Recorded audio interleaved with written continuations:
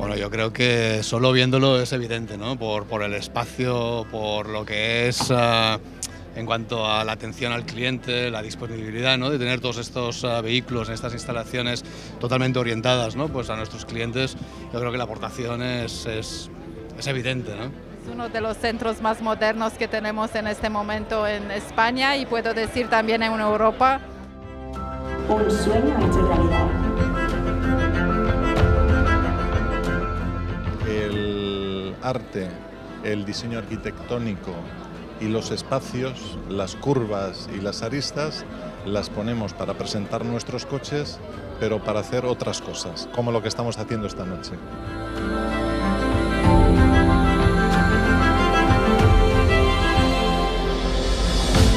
Audi Center Valencia es uno de los mejores centros que tenemos en Audi en España en estos momentos. Desde luego es el más nuevo, lo estamos inaugurando hoy.